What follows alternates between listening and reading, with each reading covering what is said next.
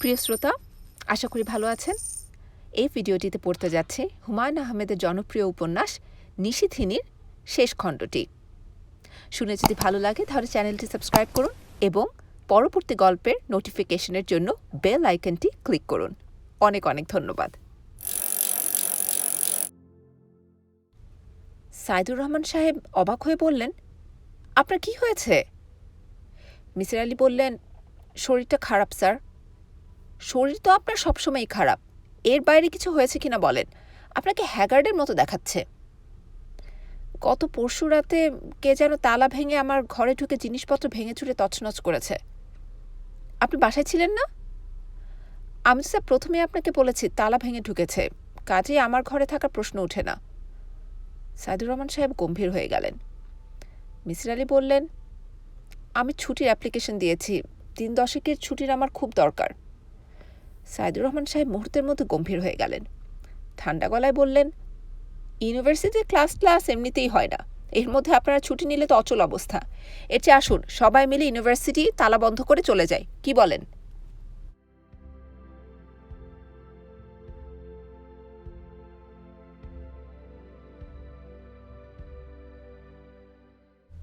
মিসির আলি সহজ স্বরে বললেন, আপনি কি স্যার আমার সঙ্গে রসিকতা করতে চেষ্টা করছেন?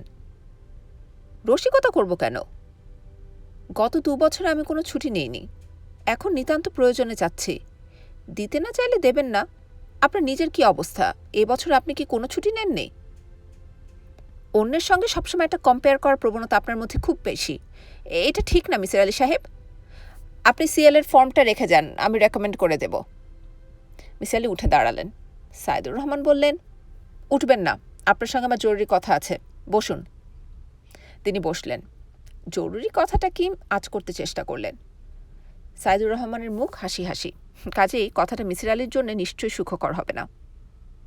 আপনার পার্ট টাইম অ্যাপয়েন্টমেন্টের মেয়াদ তো শেষ হতে চলল, এক্সটেনশনের জন্য কি করছেন? মিসির আলি বিস্মিত হয়ে বলল, আমাকে কিছু করতে হবে নাকি? আমার তো ধারণা ছিল আমার কিছু করার নেই, ইউনিভার্সিটি যা করার করবে। সাইদুর রহমান সাহেব কিছু বললেন না, তার চোখ মুখ উজ্জ্বল। এর মানে কি? তাকে কি এক্সটেনশন দেয়া হবে না? সেটা তো সম্ভব নয়। যেখানে ফুল টাইম টিচার অ্যাপয়েন্টমেন্ট হবার কথা, সেখানে পার্ট টাইম চাকরি এক্সটেনশন হবে না, এটা কেমন কথা? স্যার, আপনি ঠিক করে বলেন তো ব্যাপারটা কি? আমার মেয়াদ শেষ? এখনও কিছু বলা যাচ্ছে না, তবে একজনের অ্যাডহক অ্যাপয়েন্টমেন্ট তো হয়েছে, এখন আর আমাদের টিচারের শর্টেজ নেই। তাই নাকি? হ্যাঁ তাই। খাজনার চেয়ে বাজনা বেশি, ছাত্রের চেয়ে টিচারের সংখ্যা বেশি। মিসির আলি ঠান্ডা গলায় বললেন, আমি তো আপনার কোনো ক্ষতি করিনি, আপনি কেন আমার পেছনে লেগেছেন? আরে, এটা কি বললেন? আমি আপনার পেছনে লাগবো কেন? কি ধরনের কথা এসব? মিসির আলি উঠে দাঁড়ালেন। আর এখানে বসে থাকার কোনো মানে হয় না। সাইদুর রহমান সাহেব বললেন, কি চললেন? হ্যাঁ, চললাম। বিশ্ববিদ্যালয়ের কিছু কর্তাস্থানীয় ব্যক্তিদের সঙ্গে দেখা করলে কেমন হয়? তারা কি কিছু করতে পারবেন? পারবেন নিশ্চয়ই, কিন্তু এ জাতীয় কারোর সঙ্গে তার পরিচয় নেই। বিশ্ববিদ্যালয়ের খুব কম সংখ্যক অধ্যাপককেই তিনি চিনেন। স্যার, আসসালামু আলাইকুম। মিসির আলি তাকিয়ে দেখলেন 2টি ছাত্র দাঁড়িয়ে আছে। তিনি বললেন, তোমরা কিছু বলবে? জি না স্যার। আচ্ছা, ঠিক আছে। তিনি হাঁটছেন ক্লান্ত ভঙ্গিতে। চাকরি চলে গেলে তিনি অথই পানিতে পড়বেন। সময় ভালো না, দ্বিতীয় কোনো চাকরি চট করে জোগাড় করা মুশকিল। সঞ্চয় তেমন কিছু নেই, ইচ্ছা করলে সঞ্চয় করা যেত, ইচ্ছা করেনি। পৃথিবীতে কিছুই জমা করে রাখা যায় না, সব খরচ হয়ে যায়। মিসির আলি হাঁটতে হাঁটতে মনে মনে বললেন, I cannot and will not believe that man can be evil. তা প্রিয় একটি লাইন, প্রায় নিজের মনে বলেন। কেন বলেন? এই কথাটিকে তিনি বিশ্বাস করেন না। যা আমরা বিশ্বাস করি না অথচ বিশ্বাস করতে চাই, তাই আমরা বারবার বলি। তিনি ঘড়ি দেখলেন, 3টা বাজে। শরীর খারাপ লাগছে, বাসায় ফিরে যেতে ইচ্ছা করছে, কিন্তু অনেক কাজ পড়ে আছে। আজমলের সঙ্গে দেখা করা এখনো হয়ে ওঠেনি, ফিরোজের সঙ্গে দেখা করতে পারেননি। তার সঙ্গে দেখা করার সবকটি প্রচেষ্টা বিফল হয়েছে, অথচ খুব তাড়াতাড়ি দেখা করা দরকার। সাজ্জাদ হোসেনেরই বা খবর কি? সে কি হানিফা সম্পর্কে কোনো তথ্য পেয়েছে, না কোনো চেষ্টাই করেনি? নীলুর সঙ্গে আর দেখা হয়নি। এর মধ্যে দুবার গেছেন চিকাতলায়, দুবারই বাসার সামনে থেকে চলে এসেছেন। কেন যেন তার লজ্জা লাগছিল। লজ্জার কি আছে? কিছুই নেই। তিনি যাচ্ছেন তার ছাত্রীর বাসায়, এর মধ্যে লজ্জার কি? লাইব্রেরি থেকে একটা বই ইস্যু করার কথা, illusion and hallucination, doctor Jim ম্যাকার্থির বই। প্রচুর কেস হিস্ট্রি আছে সেখানে। কেস হিস্ট্রিগুলো দেখা দরকার। কোনোটার সঙ্গে কি ফিরোজের বা নীলুর ব্যাপারগুলো মেলে? পুরোপুরি না মিললেও অনেক উদাহরণ থাকবে কাছাকাছি, সেগুলো খুঁটিয়ে দেখা দরকার। মিসির আলি লাইব্রেরিতে চলে গেলেন। সাধারণত যে বইটি খোঁজা হয় সেই বইটি পাওয়া যায় না। ভাগ্যক্রমে এটা ছিল। চমৎকার বই, 300-র মতো কেস হিস্ট্রি আছে। আজ রাতের মধ্যে শেষ করে ফেলতে হবে। তিনি স্টিভেনসনের সমনম্বলিক প্যাটার্ন বইটিও নিলেন। এটিও একটি চমৎকার বই। তার নিজেরই ছিল, তার কাজের ছেলেটি পুরান বইয়ের দোকানে বিক্রি করে দিয়েছে। মহা বদমাস ছিল, তাকে প্রায় ফতুর করে দিয়ে গেছে। তিনি একটি দীর্ঘ নিঃশ্বাস ফেললেন। মানুষ কত বিচিত্র! এই ছেলেটিকে তিনি বিশেষ স্নেহ করতেন। স্নেহ অপাত্রে পড়েছিল। মানুষের বেশিরভাগ স্নেহ মমতাই অপাত্রে পড়ে। কেউ আমার খোঁজ করেছিল হানিফা? জি না। চা বানিয়ে আন, দুধ চিনি ছাড়া। হানিফা চলে গেল। তার শরীর বোধহয় খানিকটা সেরেছে, মুখের শুকনো ভাবটা কম। ঘরে ওজন নেবার কোনো যন্ত্র নেই, যন্ত্র থাকলে দেখা যেত ওজন কিছু বেড়েছে কিনা। মিসির আলি ইজি চেয়ারে শুয়ে জিম ম্যাকার্থের বইটির পাতা উল্টাতে লাগলেন। কত বিচিত্র কেস হিস্ট্রি না ভদ্রলোক জোগাড় করেছেন। Case history number 63, miss King Silverstone, বয়স 25, computer programmer, the Annex Digitals Limited, Dover, California. Miss King Silverstone থ্যাঙ্কসগিভিংয়ের 2 দিন আগে দি অ্যানেক্স ডিজিটালস লিমিটেডের 3 তলার একটি ঘরে কাজ করছিলেন। সন্ধ্যা মিলিয়ে গেছে। অফিসের একজন গার্ড ছাড়া দ্বিতীয় ব্যক্তি নেই। গার্ড 1 তলায় কফি রুমে। সে বলে গেছে মিস সিলভারস্টোন যেন কাজ শেষ করে যাবার সময় তাকে বলে যান। কাজে মিস সিলভারস্টোন রাত 8টার সময় কাজ শেষ করে কফি রুমে গেলেন। অবাক কাণ্ড, কফি রুম অন্ধকার, কোথাও কেউ নেই। তিনি ভয় পেয়ে ডাকলেন, মুলার। কেউ সাড়া দিল না। তিনি ভাবলেন মুলার হয়তোবা সোফায় ঘুমিয়ে পড়েছে। কাজে তিনি ঘরে ঢুকে বাতি জ্বালিয়ে স্তম্ভিত হয়ে দেখলেন মুলার নেই, তবে সোফায় একজন অস্বাভাবিক লম্বা মানুষ বসে আছে। মানুষটি নগ্ন। তিনি চেঁচিয়ে ওঠার আগে লোকটি বলল, ভয় পেও না, ভয় পাওয়ার কিছু নেই। তুমি কে? আমি এই গ্রহের মানুষ নই। আমি এসেছি সিরাস নক্ষত্রপুঞ্জ থেকে।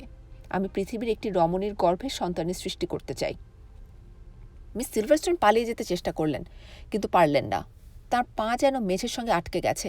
তিনি চিৎকার করতে চেষ্টা করলেন, গলা দিয়ে কোনো শব্দ বের হলো না। তিনি অবাক হয়ে দেখলেন একে একে তার গায়ের কাপড় আপনা আপনি খুলে যাচ্ছে। দেখতে দেখতে তিনি সম্পূর্ণ নগ্ন হয়ে গেলেন। এই লোকটি তখন উঠে দাঁড়ালো। তিনি লক্ষ্য করলেন লোকটির গায়ের চামড়া ঈষৎ সবুজ এবং তার গা থেকে চাপা এক ধরনের আলো বেরোচ্ছে। লোকটি এসে তাকে জড়িয়ে ধরল। আপনা আপনি বাতি নিভে গেল।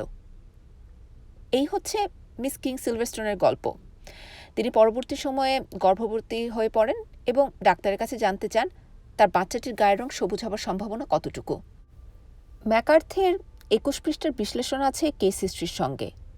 তিনি অভ্রান্ত যুক্তিতে প্রমাণ করেছেন এটি ইলিউশনের একটি উজ্জ্বল উদাহরণ। মিস সিলভারস্টোন সেখানে দেখেছেন মুলারকে, সিরাস নক্ষত্রপুঞ্জের কোনো আগন্তুককে নয়। মিসির আলি একটির পর একটি কেস হিস্ট্রি গভীর আগ্রহে পড়তে শুরু করলেন। তার নিজেরও এরকম একটি বই লেখার ইচ্ছা হতে লাগলো। সেখানে রানু, নীলু, ফিরোজের কেস হিস্ট্রি এবং অ্যানালিসিস থাকবে। কিন্তু তা করতে হলে এদের সমস্ত রহস্য ভেদ করতে হবে। তা কি সম্ভব হবে?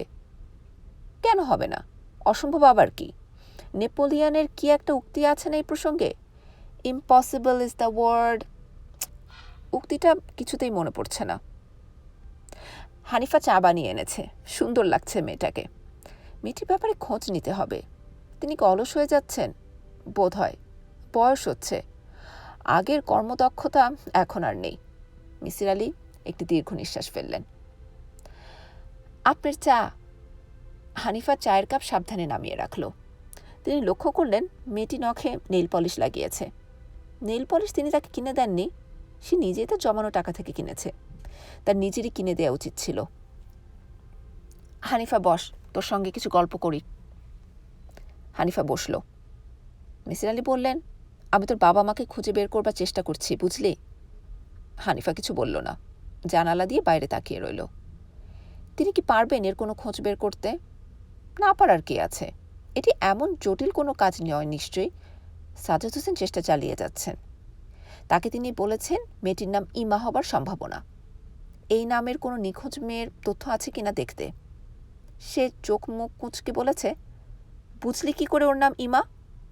তিনি সে প্রশ্নের জবাব দিতে পারেননি বলাটা ঠিক হলো না, বলা উচিত দিতে পারতেন কিন্তু দেননি। সব প্রশ্নের উত্তর সবাইকে দেয়া যায় না। ইমা নামটি কোত্থেকে পাওয়া সেটা কাউকে না বলাই ভালো, বিশেষ করে পুলিশকে।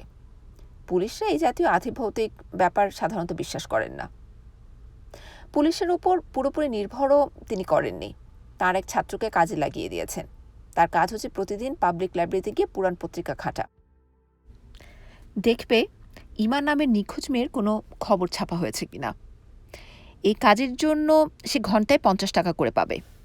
10 ঘন্টার জন্যে 500 টাকা তিনি তাকে আগেই দিয়ে দিয়েছেন, কাজে যাতে উৎসাহ আসে। তার জন্য 1000 টাকার একটি পুরস্কারের কথাও বলেছেন। যদি সে ইমা নামের কোনো নিখোঁজ বালিকার খবর বের করতে পারে তাহলে এককালীন টাকাটা পাবে। এই ব্যাপারে মিসির আলির মন খুঁতখুত করছে। ইমা নামটির ওপর এতটা গুরুত্ব দেয়া ঠিক হয়নি। যে কোনো নিখোঁজ বালিকার সংবাদ সংগ্রহ করতে বলাটাই যুক্তিযুক্ত ছিল। একজনের অতীন্দ্রিয় ক্ষমতার উপর এতটা আস্থা রাখা ঠিক নয়। তিনি নিজে একজন যুক্তিবাদী মানুষ, তার জন্যে এটা অবমাননাকর। রাত 8টা। সাজ্জাদ হোসেন অফিসের টেবিলে মাথা রেখে চোখ বন্ধ করে বিশ্রাম নেবার চেষ্টা করছেন। গত রাতে এক ফোঁটাও ঘুমননি। দিনের বেলায়ও ঘণ্টাখানেকের মতো শোবার সময় পাওয়া যায়নি, এবং খুব সম্ভব আজ রাতটাও তার জেগেই কাটবে। লোহার রড হাতে সে নগ্নগাত্র আগন্তুক তার সর্বনাশ করে দিয়েছে। পুলিশ বাহিনীর নাকের ডগায় আরেকটি খুন হয়েছে। অবিশ্বাস্য ব্যাপার। একটি লোক রোজ রাতে লোহার রড হাতে একই জায়গায় ঘোরাঘুরি করবে, অথচ তাকে ধরা যাবে না, এটা কেমন কথা? স্যার, আপনার সঙ্গে এক ভদ্রলোক কথা বলতে চান। সাজ্জাদ হোসেন টেবিল থেকে মাথা তুললেন। তার অর্ডারলি দাঁড়িয়ে আছে। এই লোকটির কি কোনো বুদ্ধিশুদ্ধি নেই? তাকে বলে দিয়ে এসেছেন যেন কিছুতে আগামী 2 ঘন্টার মধ্যে তাকে ডাকা না হয়, অথচ 10 মিনিট পার না হতে ব্যাটা ডাকতে এসেছে। তিনি বরফ শীতল গলায় বললেন, বলো আমি নেই। স্যার, আমি বলেছি যে আপনি আছেন। তাতে অসুবিধা নেই, এখন গিয়ে বলো যে তোমার আগের কথাটা ঠিক না, উনি আসলে নেই, কোথায় গিয়েছেন কেউ জানে না। স্যার, উনি একজন সাংবাদিক, পত্রিকা অফিস থেকে এসেছেন। সাজ্জাদ হোসেন দীর্ঘ নিঃশ্বাস ফেললেন। সাংবাদিকদের বিরাগভাজন হবার মতো সাহস তার নেই। পত্রিকায় দীর্ঘ আর্টিকেল বের হয়ে যাবে। পুলিশ অফিসারের দুর্ব্যবহার। আসতে বলো, আর শোনো, 2 কাপ চা দিতে বলো। সাংবাদিক ভদ্রলোকের নাম মীর উদ্দিন।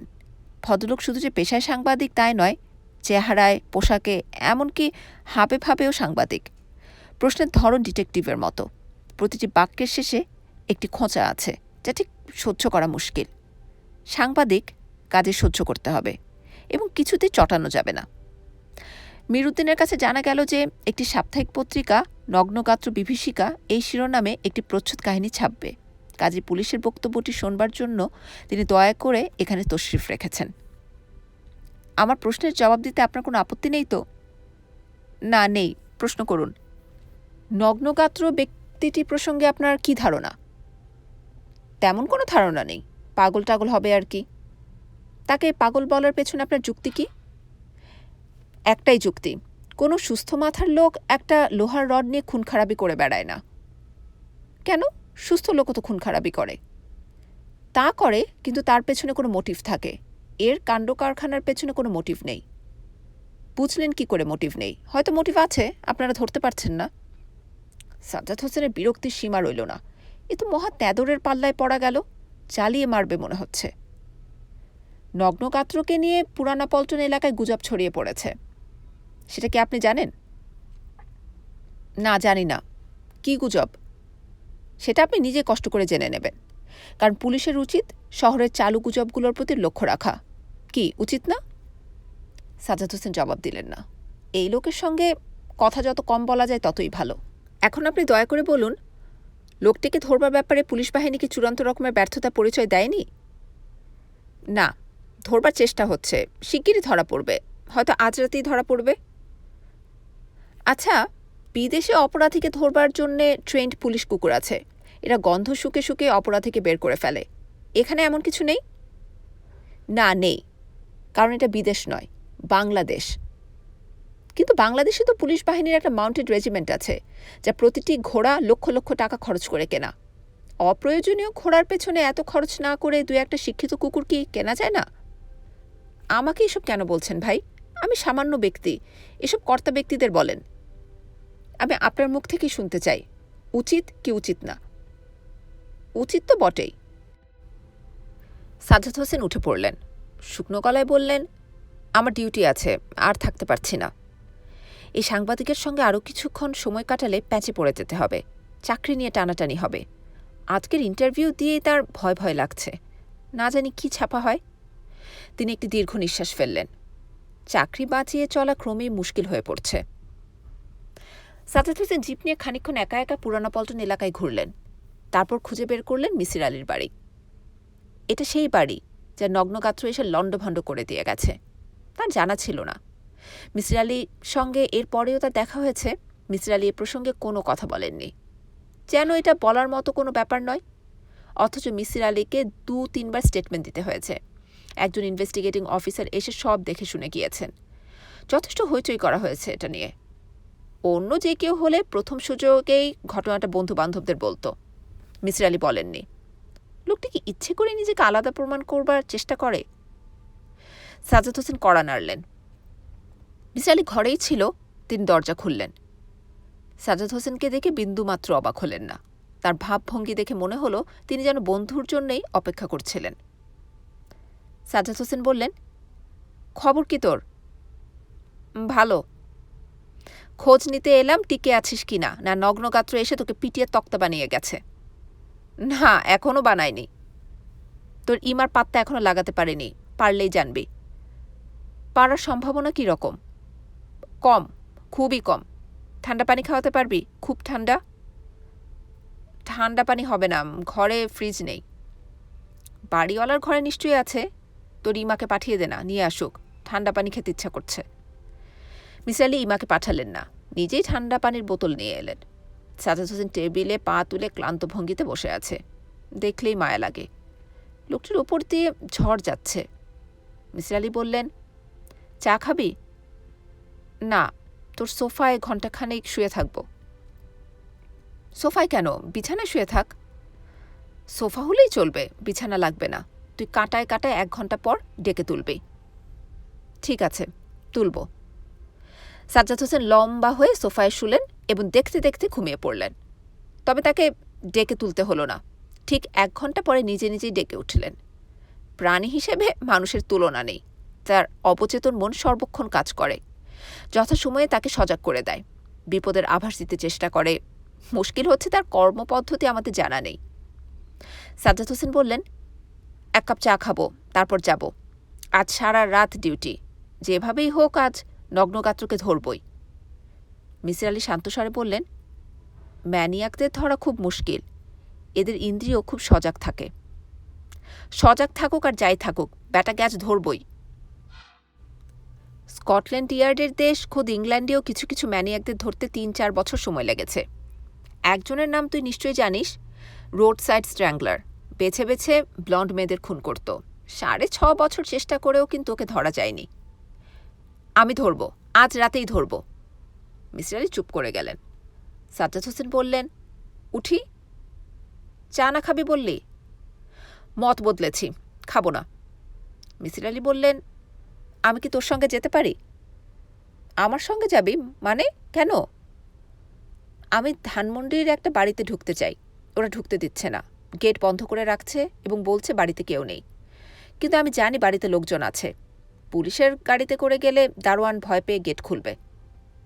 আজ রাতেই যেতে হবে? হ্যাঁ। তোকে ঢুকতে দিচ্ছে না কেন? আছে, অনেক ব্যাপার আছে, পরে বলবো। আমাকে ও বাড়িতে নামিয়ে দিতে তোর অসুবিধা আছে? অসুবিধা থাকলে বল। না না, অসুবিধা নেই। রাত 10:30টার মতো বাজে। দারোয়ান জেগেই ছিল। মিসির আলি যা ভেবেছিলেন তাই হলো। পুলিশ এসেছে শুনে সে গেট খুলল। মিসির আলি ভেতরে ঢুকে পড়লেন।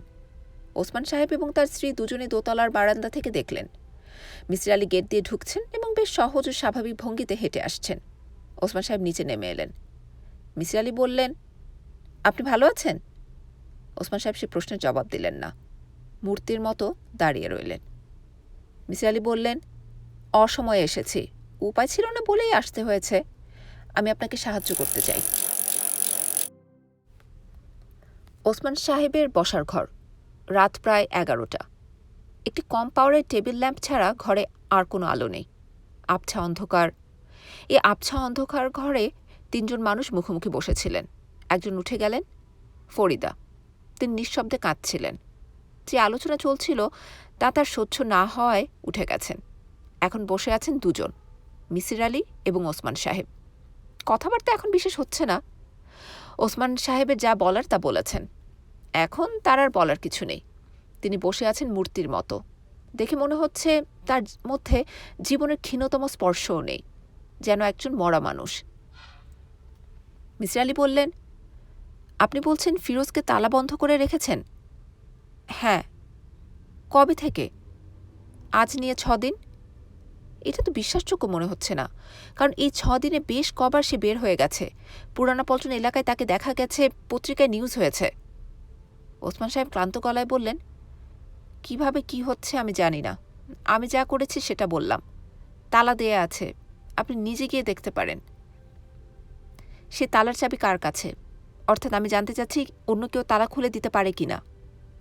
না, পারে না, কারণ চাবি আমার কাছে। অর্থাৎ আপনি বলতে চাচ্ছেন তালা বন্ধ করে রাখা সত্ত্বেও সে বের হয়ে পড়ছে? আমি কিছুই বলতে চাচ্ছি না, আপনার যা ইচ্ছা মনে করতে পারেন। মিসির আলি ঠান্ডা গলায় বললেন, আমি কোনো আধ্যাত্মিক ব্যাপারে বিশ্বাস করি না। একজনকে তালা বন্ধ করে রাখা হবে কিন্তু তবু সে বের হয়ে যাবে, এটা যেই বিশ্বাস করুক, আমি করব না। বিশ্বাস করতে আপনাকে বলছি না, আপনি নিজে গিয়ে দেখুন। সেটা না করে আপনি একই কথা বারবার কেন বলছেন আমাকে? সেটা বলছি কারণ আমি আগে সমস্ত ব্যাপারটা সম্পর্কে একটা স্পষ্ট ধারণা করতে চাই। ওসমান সাহেব, আমি আমি আপনাকে সাহায্য করতে চাই। আমি এই ছেলেটিকে সুস্থ করে তুলতে চাই। আপনি আমাকে শত্রুপক্ষ মনে করছেন, এটা ঠিক না। আমার কোনো পক্ষ নেই, আমি একজন চিকিৎসক। মিসির আলি উঠে দাঁড়ালেন এবং সহজ স্বরে বললেন, চলুন ফিরোজের ঘরটা দেখে আসি। আপনি একাই যান, আমি যাব না। আপনি যাবেন না কেন? আমার সহ্য হয় না, আমি নিজেও পাগল হয়ে যাব।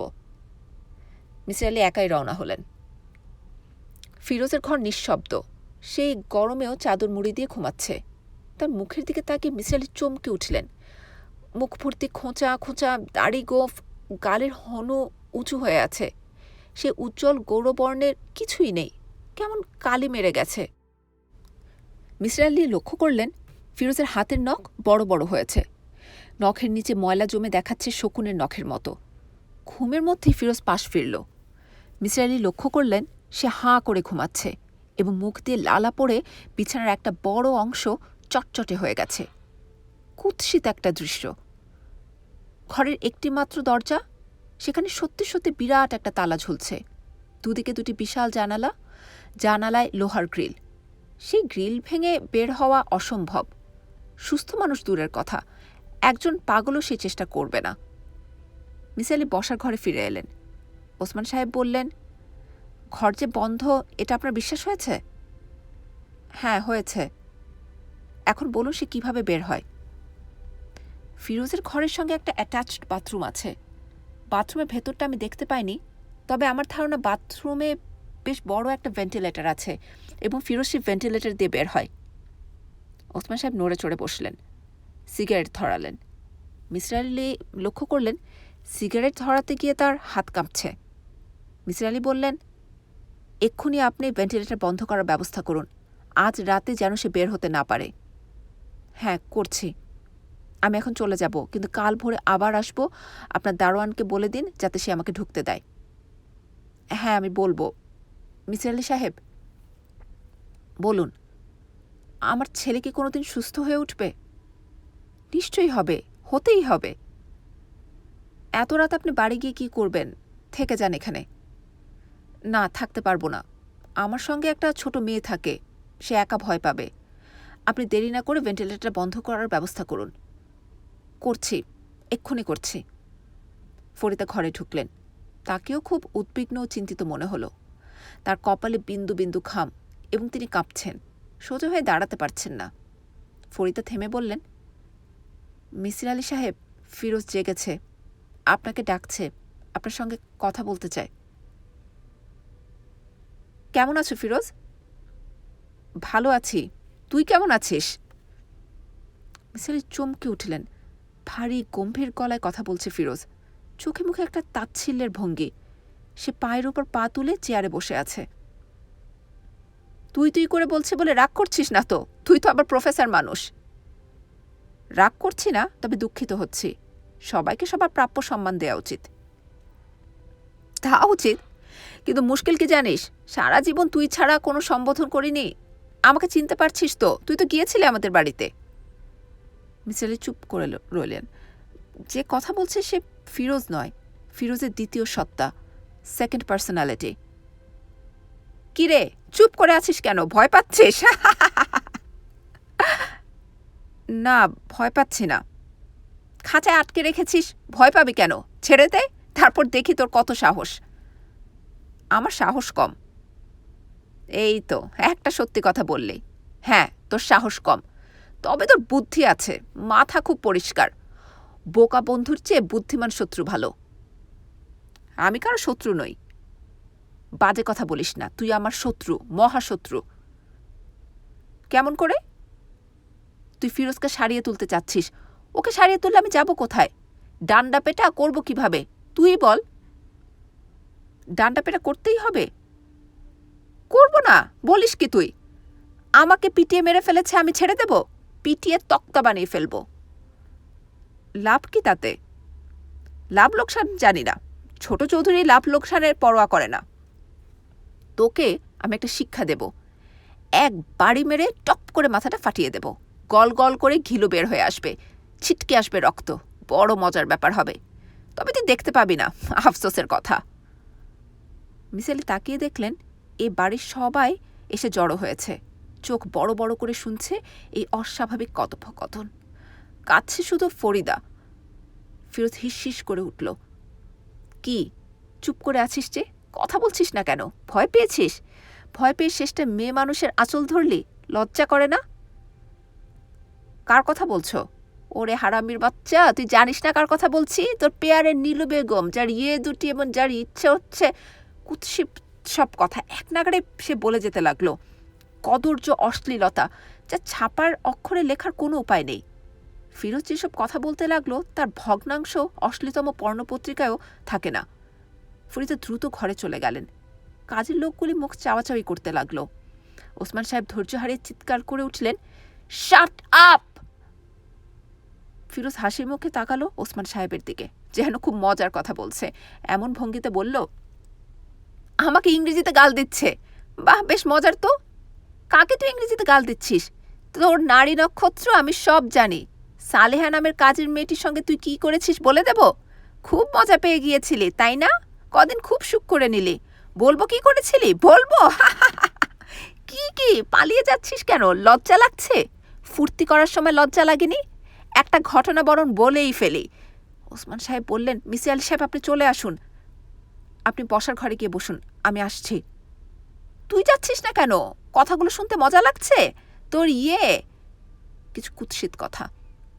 মিসির আলি গম্ভীর গলায় বললেন, ফিরোজ চুপ করো। ঠিক আছে, চুপ করলাম। তুই আজ রাতে কোথায় থাকবি? বাসাতেই থাকব।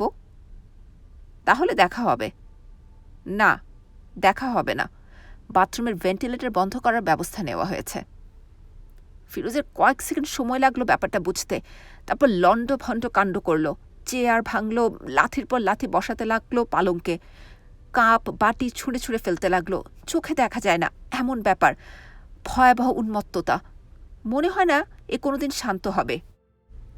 মিসির আলি একটি সিগারেট ধরালেন। ফিরোজ চাপা গলায় গর্জন করছে, ক্রুদ্ধ পশুর গর্জন। সমস্ত আবহাওয়ায় দূষিত হয়ে গেছে। নরকের একটি ক্ষুদ্র অংশ নেমে এসেছে এখানে। মিসির আলি দাঁড়িয়ে থাকা লোকদের বললেন, তোমরা যাও, বারান্দার বাতি নিভিয়ে দাও, ও আপনা আপনি শান্ত হবে। নাজনীন একটি ভয়াবহ দুঃস্বপ্ন দেখেছে। স্বপ্নটি দেখেছে ছাড়া ছাড়া ভাবে, তবু সব মিলিয়ে একটা অর্থ দাঁড় করানো যায়, এবং অর্থটি ভয়াবহ।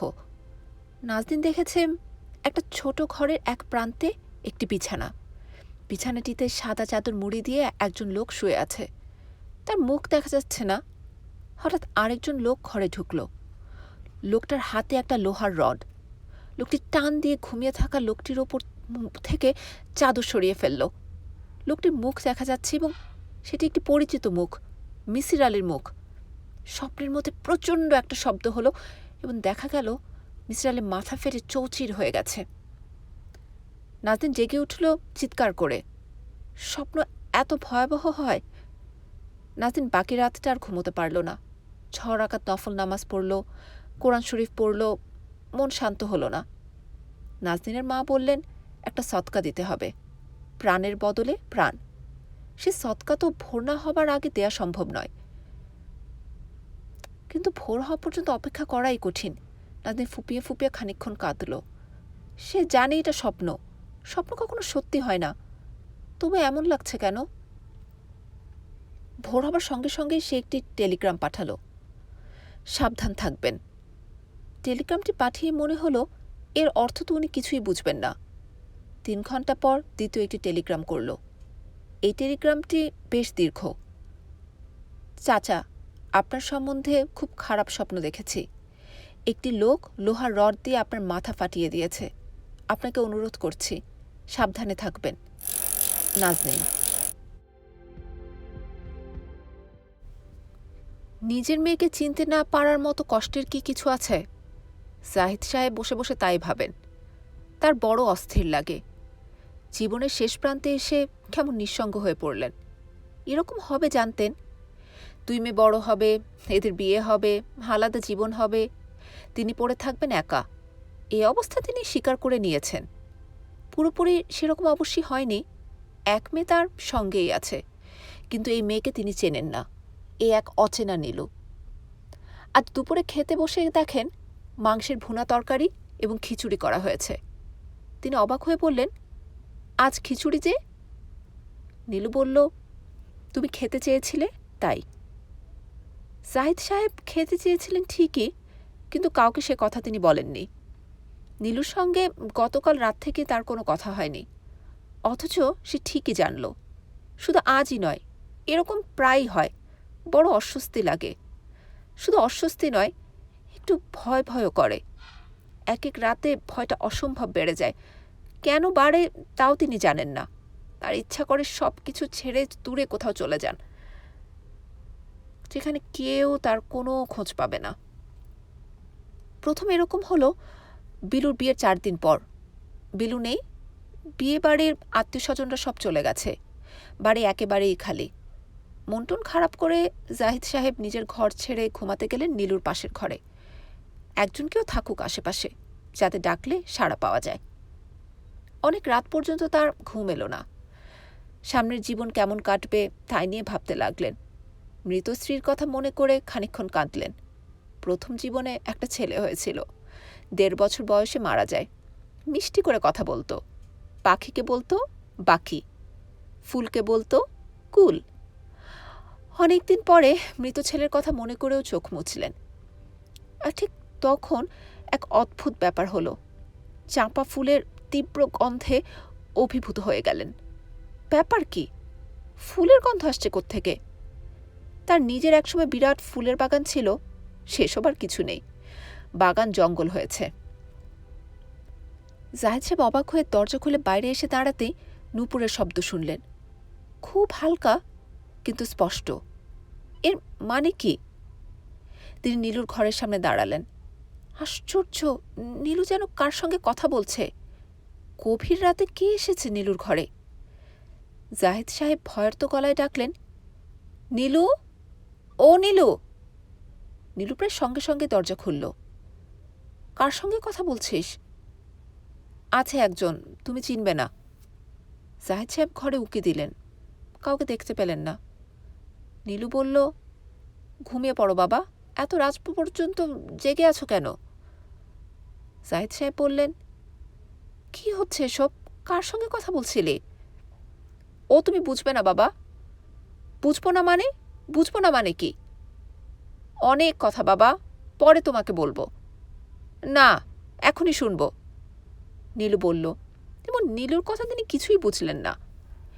একজন কেউ নীলুর সঙ্গে আছে, যে নীলুকে তার মহা বিপদ থেকে রক্ষা করেছিল। কি অদ্ভুত কথা! জাহিদ সাহেব দারুণ দুশ্চিন্তায় দিন কাটাতে লাগলেন। তার ধারণা হলো নীলুর বড় কোনো অসুখ হয়েছে। তিনি ডাক্তারদের সঙ্গে কথা বললেন, দুজন পীরের কাছ থেকে তাবিজ আনলেন। সেসব তাবিজ পড়তে নীলু কোনো আপত্তি করল না।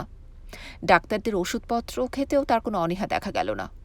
কিন্তু তাতে কোনো লাভ হলো না, এবং হবেও না কোনো দিন।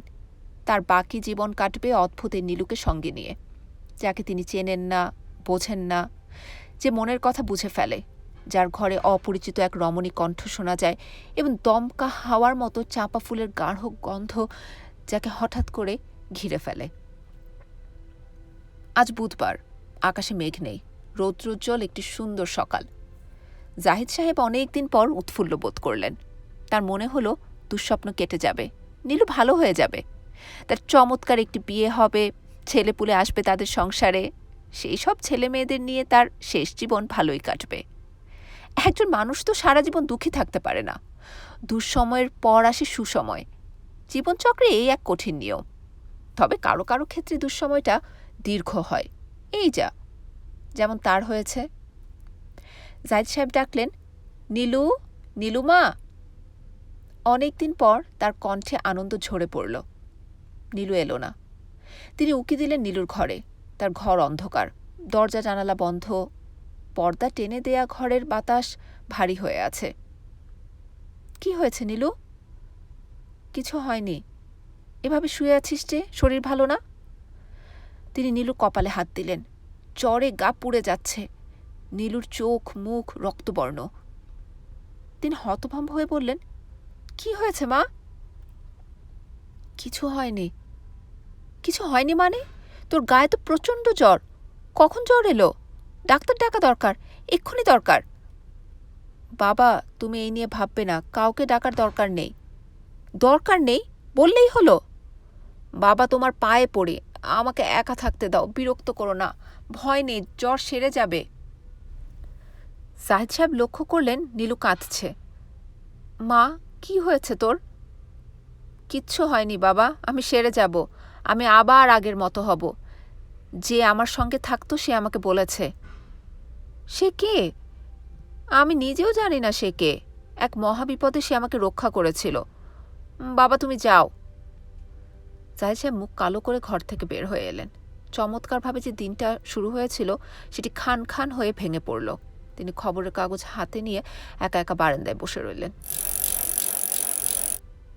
বুধবার, সময় 7:10। সন্ধ্যার ঠিক পরপর মিসির আলী নিউ ইস্কাটন রোডে যে 3তলা দালানের সামনে এসে দাঁড়ালেন, তার নাম নিকুঞ্জ। লোকজন বিশাল প্রাসাদ তৈরি করে নাম দেয় কুটির। এরকম বাড়ির নাম কেউ কুটির রাখে? বাড়ির সামনে ফুটবলের মাঠের মতো বড় লন। লনের ঘাস বড় বড় হয়ে আছে। লনের চারদিকে একসময় ফুলের বাগান ছিল, এখন নেই। শ্বেত পাথরের একটি শিশু মূর্তি, সম্ভবত ফোয়ারা, আছে মাঝখানে। তাতে শ্যাওলা পড়েছে। চারদিকে অবহেলা ও অযত্নের ছাপ। মিসির আলী মনে হলো এই বাড়ির মালিক দেশে থাকেন না। চাকর বাকরের হাতে বাড়ির দায়িত্ব দিয়ে তিনি থাকেন বিদেশে। হঠাৎ হঠাৎ আসেন, আবার চলে যান। মিসির আলী খানিকটা শঙ্কিত বোধ করলেন। বাড়ির মালিক এস আকন্দ সাহেবের সঙ্গে তার দেখা হওয়া খুবই জরুরি। কারণ মিসির আলী শেষ পর্যন্ত ইমা নামের একটি মেয়ের খবর পত্রিকা পেয়েছে। খবরের শিরোনাম, হারিয়ে গেল ইমা। ডল হাতে 3 বছর বয়সী একটি বালিকার ছবি আছে খবরের সঙ্গে। মেয়েটি তার বাবা মার সঙ্গে ঢাকা থেকে খুলনা যাচ্ছিল। খুব চঞ্চল মেয়ে, সারাদিন ছোটাছুটি করেছে। স্টিমারে উঠে তার খুব ফুর্তি। একজন আয়া তার সঙ্গে সঙ্গে। বরিশাল থেকে স্টিমার ছাড়ার কিছুক্ষণের পরই আয়া দেখল ইমা নেই। সিঁড়ি দিয়ে দোতলা থেকে একা একা নিচে নেমে গেছে। সে ছুটে এলো নিচে। সেখানেও ইমা নেই। সে কি রেলিং টপকে নদীতে পড়ে গেছে? আয়া ভয়ে আতঙ্কে অজ্ঞান হয়ে গেল। ইমার বাবা মা তখনও কিছু জানেন না। তারা টেলিস্কোপিক লেন্স লাগিয়ে দূরের একটি মাছ ধরা নৌকার ছবি তোলার চেষ্টা করছেন। এ জাতীয় বাড়িগুলোতে সাধারণত দারোয়ান এবং কুকুর থাকে, কিন্তু এই বাড়িতে দুটোর কোনোটাই দেখা যাচ্ছে না। মিসির আলি অনেকটা দ্বিধা নিয়ে গেটের ভেতর ঢুকলেন। কলিং বেল থাকার কথা, তাও চোখে পড়ছে না। তবে বাড়িতে লোক আছে, আলো জ্বলছে।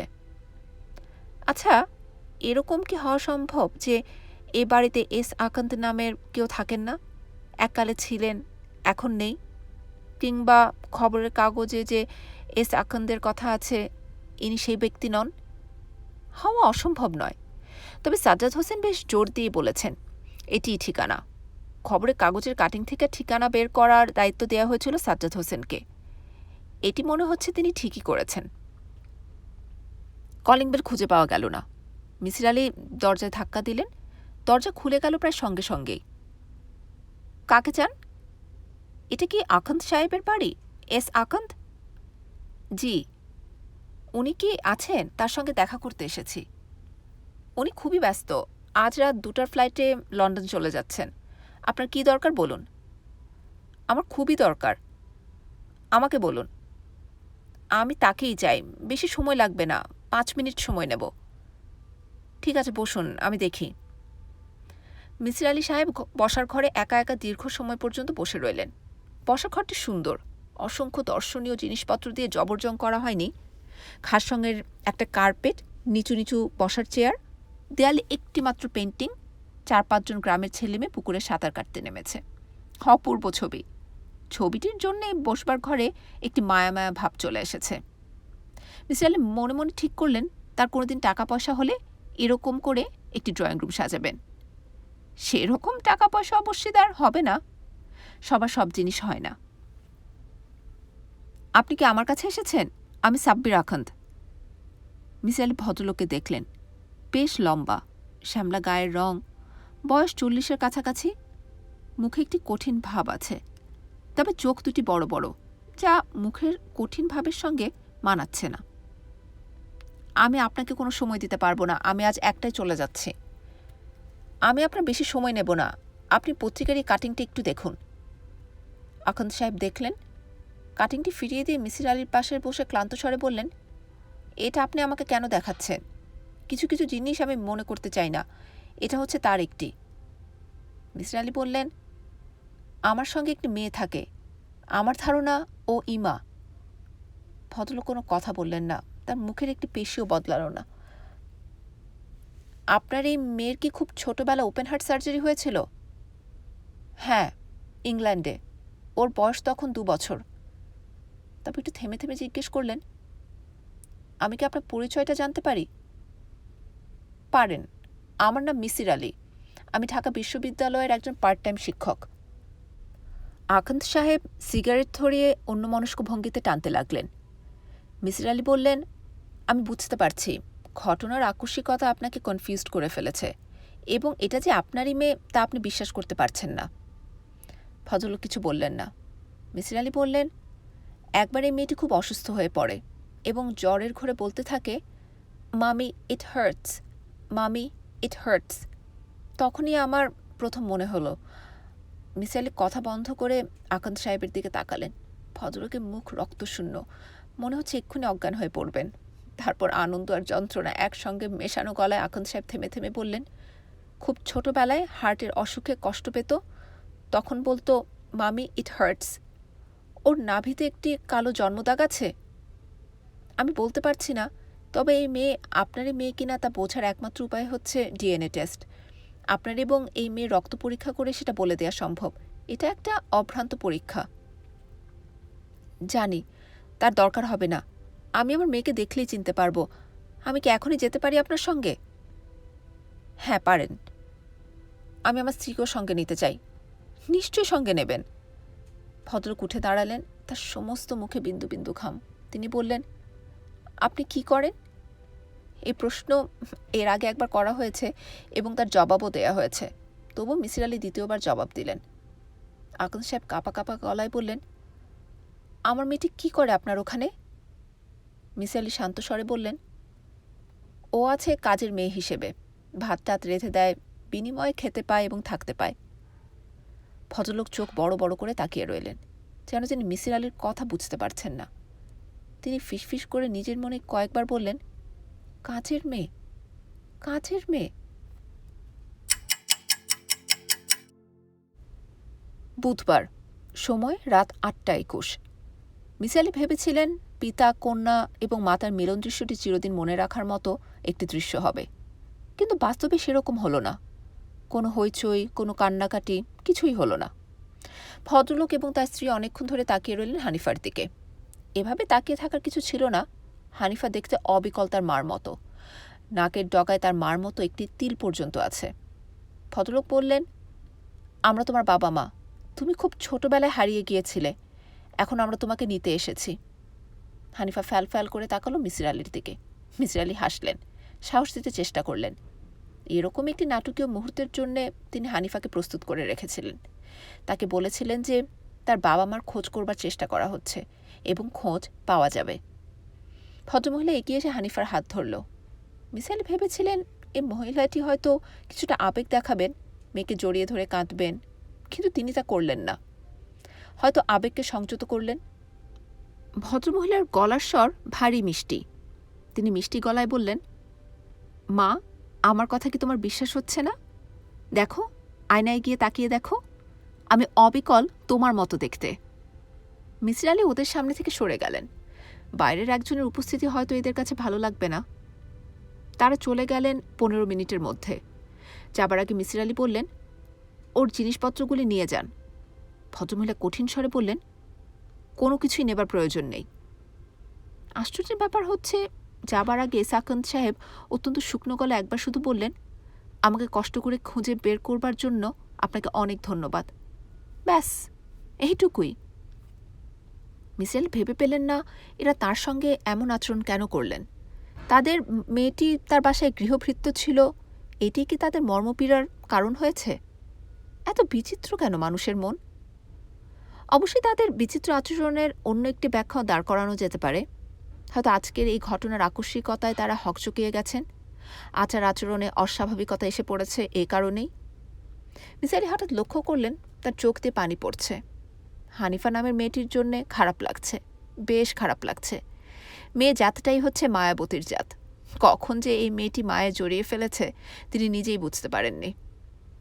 হানিফার সঙ্গে তার আর কোনোদিন দেখা হবে না। ওরা নিশ্চয়ই তাদের মেয়েকে এখানে নিয়ে আসবেন না, তিনি নিজেও যাবেন না, কারণ তিনি কোনো পিছুটান রাখতে চান না, কিংবা কে জানে একদিন হয়তো যাবেন, দেখবেন ঝড়ের রাতে পাওয়া ভিখিরি মেয়েটিকে রাজরানী বেশে কেমন লাগছে। সে কি মনে রাখবে তার দুঃসহ শৈশব? যদি রাখে তবেই সে জীবনে অনেক বড় হবে, এবং তার ধারণা এই মেয়েটি তা মনে রাখবে। মিসির আলি চোখ মুছে নিজের ঘরে ঢুকলেন। বারবার চোখ ভিজে উঠছে কেন? তার মতো একজন শুকনো ধরনের মানুষের হৃদয়ে এত ভালোবাসা কোত্থেকে এলো? দরজায় নক হচ্ছে। কে এলো এত রাতে? মিসির আলি দরজা খুলে অবাক হয়ে দেখলেন আখন্দ সাহেব। তাদের গাড়ি দূরে দাঁড়িয়ে, তিনি শুধু একা নেমে এসেছেন। মিসির আলি অবাক হয়ে বললেন, কি ব্যাপার? বাসার কাছাকাছি পৌঁছার পর মনে হলো আপনাকে আমি যথাযথ ধন্যবাদ দিইনি। ধন্যবাদের কোনো প্রয়োজন নেই। আপনার নেই, আপনি সাধারণ মানুষের ঊর্ধ্বে, কিন্তু আমি নিতান্তই সাধারণ মানুষ। ভদ্রলোক জড়িয়ে ধরলেন মিসির আলিকে এবং ছেলে মানুষের মতো চিৎকার করে কাঁদতে লাগলেন। ভদ্রলোকের স্ত্রী হানিফাকে নিয়ে নেমে এসেছেন গাড়ি থেকে। তিনি শক্ত করে হানিফার হাত ধরে রেখেছেন, যেন হাত ছেড়ে দিলে মেয়েটি পালিয়ে যাবে। মিসির আলি কোমল স্বরে বললেন, শান্ত হন, আপনি শান্ত হন, আসুন ভেতরে গিয়ে বসি।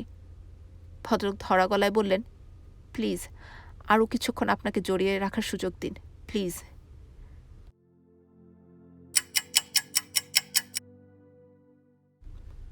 বুধবার, সময় রাত 10:40। ওসমান সাহেবের ঘুমের সময় হয়ে গিয়েছে। ইদানিং তিনি সিডাক্সিন না খেয়ে ঘুমাতে পারেন না। তিনি উঠলেন, একটি সিডাক্সিন ট্যাবলেট খেয়ে মাথায় পানি ঢাললেন, হাত মুখ ধুলেন।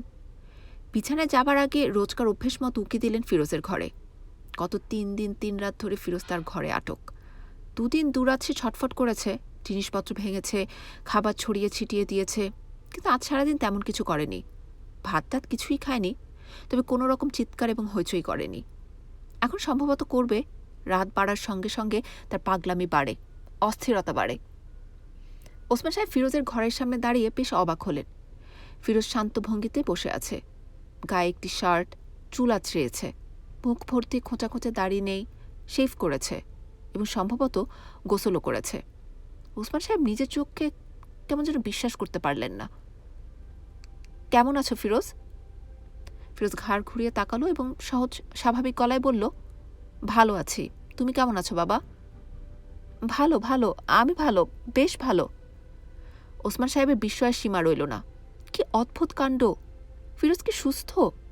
নিশ্চয়ই সুস্থ। বাবা, মাকে ডাকো, খিদে পেয়েছে, ভাত খাবো। নিশ্চয়ই খাবি, নিশ্চয়ই। কি দিয়ে খাবি? যা আছে তাই দিয়ে খাবো, স্পেশাল কিছু লাগবে না। লাগবে না কেন? নিশ্চয়ই লাগবে। দাঁড়া, ডাকছি, তোর মাকে ডাকছি। তোর শরীরটা এখন ভালো, তাই না? হ্যাঁ, ভালো। বাবা, আমার ঘরটা খুব নোংরা হয়ে আছে, একটা ঝাড়ু দিতে বলো। তালা খোলার দরকার নেই, জানালা দিয়েই দাও। ওসমান সাহেব ঝাড়ু এনে দিলেন এবং ছুটে গেলেন স্ত্রীকে খবর দিতে। ফরিদাকে ঘুম ভাঙিয়ে তুলে এনে দেখেন ফিরোজ ঘর মোটামুটি পরিষ্কার করে ফেলেছে। কত সহজ এবং স্বাভাবিক তার ব্যবহার! ফরিদার চোখে পানি এসে গেল। মা, ভাত দাও আমাকে, খুব খিদে লেগেছে। দিচ্ছি বাবা, দিচ্ছি, এক্ষুনি দিচ্ছি। জানালার শিকের ফাঁক দিয়ে দিও না মা, নিজেকে জন্তুর মতো লাগে, মনে হয় আমি চিড়িয়াখানার একটা পশু। না না, জানালা দিয়ে খাবার দেব না, টেবিলে খাবার দিচ্ছি, তুই চেয়ার টেবিলে বসে খাবি। আর শোনো মা, আমার বিছানার চাদর টাদর বদলে দাও, ধবধবে সাদা চাদর দেবে। দিচ্ছি রে বাবা, দিচ্ছি। আনন্দে ফরিদা বারবার চোখ মুছতে লাগলেন। সব ঠিক হয়ে গেছে, আর কোনো সমস্যা নেই, তাদের দুঃস্বপ্নের রাত শেষ হয়েছে। খাবার টেবিলে ভাত সাজিয়ে ওসমান সাহেব ফিরোজের ঘরের চাবি খুললেন।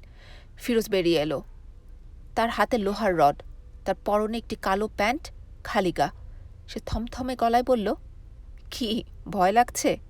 ভয়ের কিছু নেই, মিসির আলীর সঙ্গে দেখা করতে যাচ্ছি, ও আমার চিকিৎসা করবে। ওসমান সাহেব একটি কথাও বলতে পারলেন না। ফিরোজ হেঁটে হেঁটে গেল গেটের কাছে। দারোয়ানকে ঠান্ডা গলায় বলল গেট খুলে দিতে। দারোয়ান গেট খুলে দিল। টিপ টিপ করে বৃষ্টি পড়ছে। আকাশে মেঘের পর মেঘ জমতে শুরু করেছে। রাস্তায় কেন যে স্ট্রিট লাইট নেই! ফিরোজ লম্বা পা ফেলে অন্ধকারে নেমে গেল। বুধবার জাহিদ সাহেব রাত 11টার দিকে একজন ডাক্তার ডেকে আনলেন। নীলুর আকাশ পাতাল জ্বর, তিনি নিজে হতবুদ্ধি হয়ে গেছেন। ডাক্তারের অবস্থাও তাই। ডাক্তার শুকনো মুখে বললেন, এই মেয়েকে এক্ষুনি হাসপাতালে নিতে হবে। আমি আমার ডাক্তারি জীবনে এত জ্বর কারো দেখিনি। আপনি মেয়েটির মাথায় বরফ চাপার ব্যবস্থা করুন, আগে টেম্পারেচার কমাতে হবে। ফ্রিজে বরফ ছিল না। তারা দুজন ধরাধরি করে নীলুকে বাথরুমে নিয়ে ঝর্ণার কল খুলে দিল। পানির ধারার স্রোতে যদি গায়ের তাপ কমানো যায়। নীলু পড়ে আছে মরার মতো, তার চোখ রক্তবর্ণ। সে কিছুক্ষণ পরপরই মাথা ঘুরিয়ে চারদিক তাকাচ্ছে এবং ফিসফিস করে বলছে, স্যারের বড় বিপদ, তুমি কি তাকে দেখবে না? এইটুকু কি তুমি আমার জন্য করবে না? জাহিদ সাহেব ডাক্তারকে বললেন, এসব কি বলছে ডাক্তার সাহেব? প্রলাপ বকছে, ডেলিরিয়াম। আপনি মেয়ের কাছে থাকুন, আমি অ্যাম্বুলেন্সের জন্য যাচ্ছি। টেলিফোন আছে তো? জি আছে, বসার ঘরে। ডাক্তার সাহেব দ্রুত নিচে নেমে গেলেন। নীলু কাতর স্বরে বলল, বাবা, তুমি খানিকক্ষণ আমাকে একা থাকতে দাও, আমি ওর সঙ্গে কথা বলি। কার সঙ্গে কথা বলবি? যে আমার সঙ্গে থাকে তার সঙ্গে। ওর সাহায্য আমার ভীষণ দরকার। বাবা প্লিজ, প্লিজ, তুমি আছো বলে সে আমার সঙ্গে কথা বলতে পারছে না। বাবা, আমি তোমার পায়ে পড়ি। নীলু সত্যি সত্যি হাত বাড়িয়ে বাবার পা স্পর্শ করল। জাহিদ সাহেব বারান্দায় গিয়ে দাঁড়ালেন এবং সঙ্গে সঙ্গেই চাপা ফুলের তীব্র সুবাস পেলেন।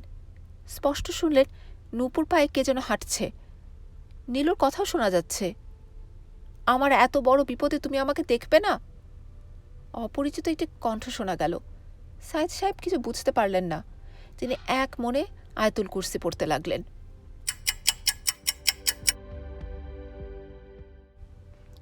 বুধবার মধ্যরাত্রি।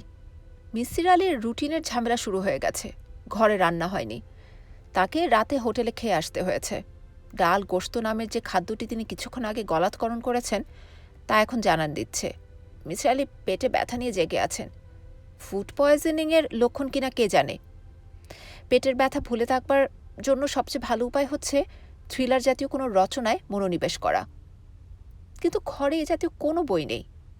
তবু মিসির আলি বুকশেলফের কাছে গেলেন। সবই একাডেমিক বই।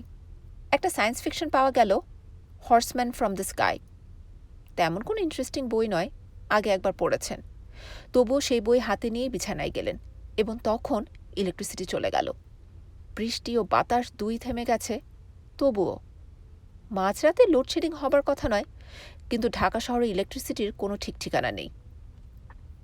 মিসির আলি অত্যন্ত বিরক্ত মুখে ড্রয়ার খুললেন। আশ্চর্যের ব্যাপার, ড্রয়ারে বড় বড় দুটি মোমবাতি পাওয়া গেল। হানিফা নিশ্চয়ই একসময় কিনে রেখে দিয়েছে। মিসির আলি মোমবাতি জ্বালিয়ে বই খুললেন। দ্বিতীয়বার পড়বার সময় বইটি অনেক বেশি আকর্ষণীয় মনে হলো। কিছুক্ষণের মধ্যে তিনি শারীরিক ব্যথা ভুলে আগ্রহ নিয়ে বইয়ের পাতা উল্টাতে লাগলেন। চমৎকার লেখা। এক ভোরবেলায় মস্কো শহরের প্রাণকেন্দ্রে এক ঘোড়সওয়ারের আগমন হলো। লোকটির চেহারা কুৎসিত, মাথায় সার্কাসের ক্লাউনের টুপির মতো টুপি। সে তার ঘোড়া নিয়ে নানান খেলা দেখাতে শুরু করলো। দেখতে দেখতে তাকে ঘিরে ভিড় জমে গেল। মজার একটি বই, আগের বার পড়তে এত বাজে লাগছিল কেন? পাঠকের জন্ম। মিসির আলি উঠে দাঁড়ালেন। চা বানাবেন। চা খেতে খেতে আরাম করে পড়া যাবে। তার মনে হলো মোমবাতির আলোয় বই পড়ায় আলাদা একটা আনন্দ আছে। আধো আলো, আধো ছায়া। বইয়ের জগৎটিও তো তাই, অন্ধকার এবং আলোর মিশ্রণ। লেখকের কল্পনা হচ্ছে আলো, পাঠকের বিভ্রান্তি হচ্ছে অন্ধকার। নিজের তৈরি উপমা নিজের কাছে চমৎকার লাগলো তার। তিনি নিজেকে বাহবা দিয়ে সিগারেটের জন্য পাঞ্জাবির পকেটে হাত দিতেই দরজায় খুব হালকাভাবে কে যেন কড়া নাড়ল। মিসির আলি ঘড়ি দেখলেন। রাত প্রায় 1টা। এত রাতে কে আসবে তার কাছে? তিনি বিস্মিত স্বরে বললেন, কে কে? কোনো জবাব পাওয়া গেল না। মিসির আলি গলা উঁচিয়ে বললেন, কে ওখানে? আমি। মিসির আলির বিস্ময়ের সীমা রইল না। নীলুর গলা। সে এত রাতে এখানে কি করছে? পাগল নাকি? কি ব্যাপার নীলু? নীলু জবাব দিল না, ছোট্ট একটি নিঃশ্বাস ফেলল। মিসির আলি ছুটে গিয়ে দরজা খুললেন। নীলু নয়, ফিরোজ দাঁড়িয়ে আছে। ফিরোজের দুটি হাত পেছন দিকে। সে হাতে সে কি ধরে আছে তা মিসির আলির বুঝতে অসুবিধা হলো না। তার শির দাঁড়া দিয়ে শীতল স্রোত বয়ে গেল। তিনি হাসতে চেষ্টা করলেন। কেমন আছো ফিরোজ? নীলুর গলা তো চমৎকার ইমিটেট করলে। এসো ভেতরে এসো। ইস, ভিজে গেছো দেখি। ফিরোজ ভেতরে ঢুকল। পলকের জন্য মিসির আলির ইচ্ছা করল ছুটে পালিয়ে যেতে, কিন্তু তিনি পারলেন না। তার পা পাথরের মতো ভারী হয়ে গেছে। অত্যন্ত সহজ এবং স্বাভাবিক ভঙ্গিতে তিনি কথা বলার চেষ্টা করলেন। কিছু খাবে ফিরোজ? চা খাবে? ঠান্ডায় চাটা ভালো লাগবে। ইনফ্যাক্ট আমি চা বানানোর জন্যই উঠেছিলাম। ফিরোজ দাঁড়িয়ে আছে ঘরের মাঝখানে। সে তাকিয়ে আছে এক দৃষ্টিতে। সে মাঝে মাঝে ঠোঁট টিপে হাসছে। মিসির আলি বললেন, বসো ফিরোজ, দাঁড়িয়ে আছো কেন? এতক্ষণ শুয়ে শুয়ে বোর পড়ছিলাম, একটা সায়েন্স ফিকশন। তুমি সায়েন্স ফিকশন পড়ো? ফিরোজ এবার শব্দ করে হাসল। মিসির আলি শিউরে উঠলেন। কি অমানসিক হাসি! এই হাসির জন্ম পৃথিবীতে নয়, অন্য কোনো ভুবনে। অচেনা ভয়ঙ্কর এক ভুবন, যার কোনো রহস্যে মিসির আলির জানা নেই। মিসির আলির সমস্ত শরীর ঘামে ভিজে গেল। তিনি বহু কষ্টে বললেন, তুমি কি আমাকে মেরে ফেলবে ফিরোজ? হ্যাঁ। কেন ফিরোজ? আমি কি ক্ষতি করেছি তোমার? ফিরোজ তার জবাব দিল না। লোহার রডটি উঁচু করল। মিসির আলি যেখানে দাঁড়িয়েছিলেন সেখানেই দাঁড়িয়ে রইলেন। চিৎকার দিতে ইচ্ছে করল, চিৎকার দিতে পারলেন না। তার কাছে শুধু মনে হলো মোমবাতির আলো অস্বাভাবিক উজ্জ্বল হয়ে উঠছে এবং আশ্চর্যের ব্যাপার, ছেলেবেলার একটি স্মৃতি তার চোখের সামনে ভেসে উঠল। গ্রীষ্মের প্রচণ্ড গরমের এক দুপুরবেলা তিনি ঝাঁপিয়ে পড়েছেন ব্রহ্মপুত্রের শীতল জলে। ঠান্ডা ও ভারী সেই পানি। মাছের চোখের মতো সেই স্বচ্ছ জলে ইচ্ছে করে তলিয়ে যেতে। মৃত্যুর আগে গত জীবন চোখের সামনে একবার হলেও ভেসে ওঠে। এটা কি সত্য? হয়তো সত্য, নয়তো হঠাৎ করে ভুলে যাওয়া শৈশবের এই ছবি চোখে ভাসবে কেন? মিসির আলি কিছু একটা বলতে চেষ্টা করলেন, কিন্তু বলতে পারলেন না। তার আগে লোহার রড প্রচণ্ড বেগে নেমে এলো তার দিকে। চারদিকে সীমাহীন অন্ধকার, তীব্র ও তীক্ষ্ণ ব্যথা, এক গভীর শূন্যতা। মিসির আলি বুঝতে পারছেন তিনি তলিয়ে যাচ্ছেন। তার চারিদিকে সীমাহীন জলরাশি। তিনি কিছু বলতে চেষ্টা করলেন, বলতে পারলেন না। মিসির আলি, মিসির আলি, তাকাও, তুমি তাকিয়ে দেখো। মিসির আলি চোখ মেললেন। মোমবাতি জ্বলছে, আলো এবং আধার। তিনি কি বেঁচে আছেন, নাকি এটা মৃত্যুর পরের কোনো জগৎ, কোনো অদেখা ভুবন? মিসির, মিসির, কে কথা বলে? কোত্থেকে আসছে কিন্নর কণ্ঠ? ঘাড় ঘুরিয়ে কিছু দেখার উপায় নেই। সমস্ত শরীর অসহ্য ব্যথায় কুঁকড়ে যাচ্ছে। নিঃশ্বাস নিতে এত কষ্ট, এত কষ্ট আছে পৃথিবীতে? কোথায় ফিরোজ, কোথায়? মিসির, মিসির আলি, আর কোনো ভয় নেই, সে পালিয়ে গেছে। আমি এসেছি, তাকাও, তাকাও আমার দিকে। কে পালিয়ে গেছে? কে কথা বলছে? কার দিকে তাকাতে বলছে? মিসির আলি তাকাতে গিয়ে ব্যথায় নীল হয়ে গেলেন। মুখ ভর্তি করে বমি করলেন। টকটকে লাল রক্ত এসেছে বমিতে। ফুসফুস ফুটো হয়ে গেছে। পাঁজরের হাড় ঢুকে গেছে ফুসফুসে। নিঃশ্বাস নিতে কষ্ট হচ্ছে এই কারণে। মিসির আলির চোখে জল এসে গেল। এত কষ্ট, এত কষ্ট। মিসির, মিসির, কে তুমি? তাকিয়ে দেখো।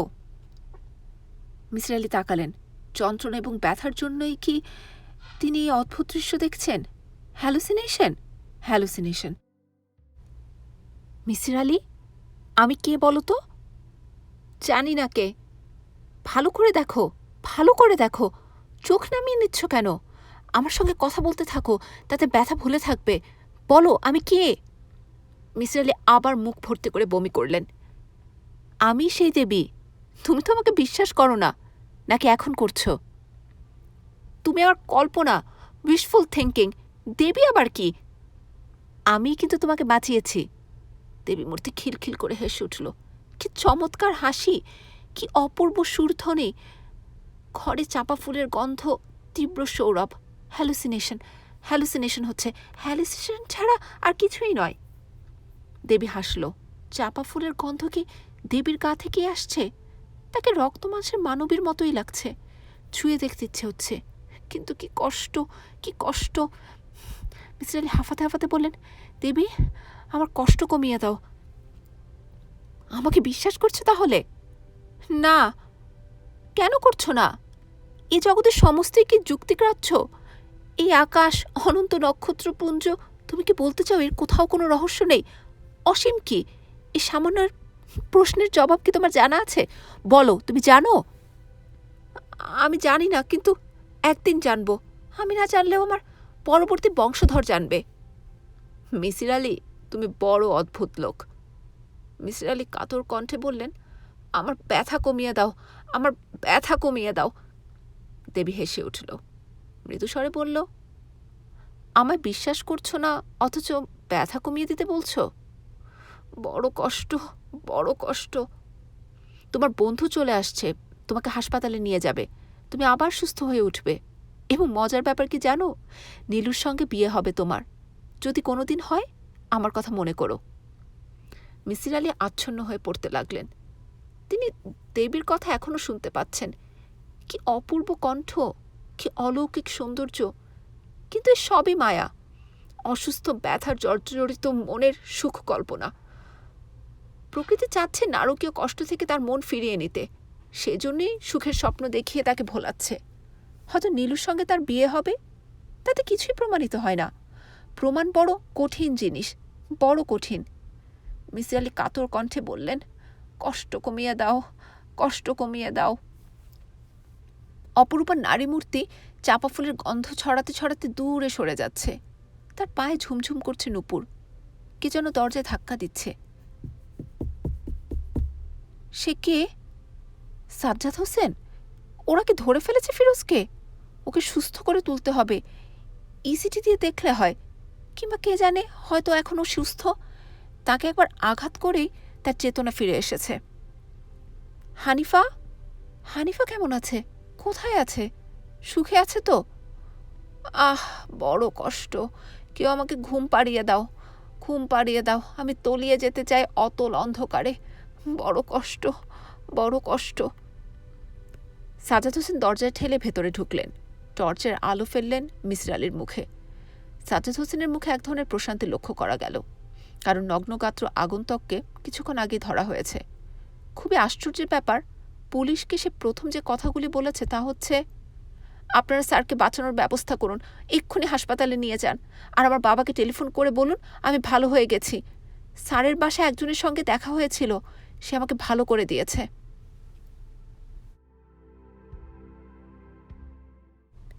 এই উপন্যাসের শেষে কয়েকটি লাইন লেখা আছে, আমি লাইনগুলো পড়ছি। গল্পের অধিকাংশ চরিত্রই কাল্পনিক।